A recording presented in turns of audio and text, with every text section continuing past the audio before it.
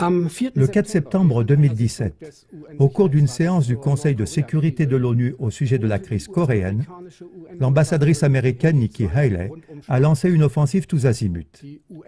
Elle a mis l'ONU en demeure de lancer les sanctions les plus fortes qu'on n'a jamais lancées contre un pays depuis une génération. Elle a averti que Washington n'accepterait pas des mesures qu'elle qualifie de demi-mesures. Nikki Haley a mis la Chine et la Russie devant un ultimatum. Rompez toutes vos relations économiques avec la Corée du Nord. Sinon, vous devez vous attendre à une guerre commerciale globale des États-Unis contre vous. Elle a aussi menacé la Chine et la Russie. Si elles ne soumettent pas le gouvernement de Pyongyang, les États-Unis le feraient avec des moyens militaires. Nikki Haley a mis en garde. Les États-Unis vont considérer tout pays qui fait des affaires avec la Corée du Nord comme un pays qui soutient les entreprises nucléaires nord-coréennes dangereuses et sans scrupules. En ce qui concerne les essais nucléaires et les essais de missiles de la Corée du Nord, elle a dit littéralement « Lui, le dirigeant nord-coréen Kim Jong-un, supplie pour avoir la guerre. Les États-Unis n'ont jamais voulu la guerre, pas même maintenant. » Non, l'ambassadrice américaine de l'ONU n'a pas fait un lapsus. Elle a bien déclaré sans sourciller « Les États-Unis n'ont jamais voulu la guerre. » Mais l'histoire parle un tout autre langage. Pendant les 230 dernières années, ils ont fait 219 guerres, dont la plupart étaient des guerres d'agression, où le gouvernement américain a été impliqué au premier plan.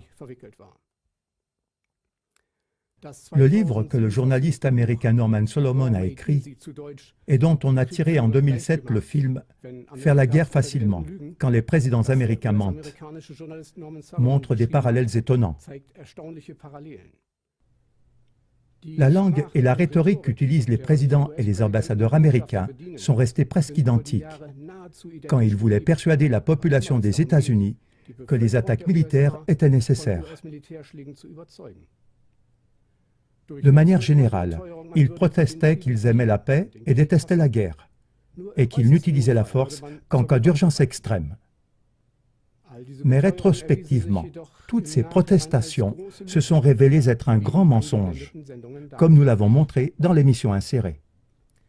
De nombreux commentateurs des médias établis sont même d'accord sur le fait que le gouvernement de Kim Jong-un ne veut sûrement pas une guerre, car celle-ci signifierait très certainement son effondrement.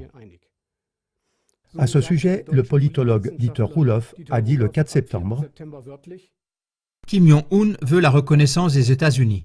Il veut l'ouverture des marchés internationaux et pas la guerre. De plus, il veut la garantie que les États-Unis ne veulent pas d'un changement de régime, comme cela a eu lieu en Irak avec Saddam Hussein. Il serait alors possible de trouver un accord avec la Corée du Nord. » Il serait possible. Mais le 4 septembre, Nikki Haley a de nouveau refusé catégoriquement la solution d'un gel bilatéral proposé par la Russie et la Chine. Dans cette proposition, les États-Unis et la Corée du Sud devaient arrêter leurs grands exercices militaires et la Corée du Nord, en échange, devrait arrêter ses essais nucléaires et de missiles. Le gouvernement américain se dirige donc de manière frontale vers la prochaine guerre et donne la faute aux autres, comme d'habitude. Mesurons donc cela d'après les propres mots de l'ambassadrice américaine des Nations Unies, Nikki Haley, pour qui les essais nucléaires et de missiles sont une supplication pour avoir la guerre. Mais qui a fait le plus grand nombre d'essais nucléaires? Vous le devinez déjà. Nous vous présentons à la suite un court film de 4 minutes qui montre les 2053 explosions nucléaires qui ont eu lieu entre 1945 et 1998. Jugez par vous-même qui est vraiment celui qui supplie pour avoir la guerre.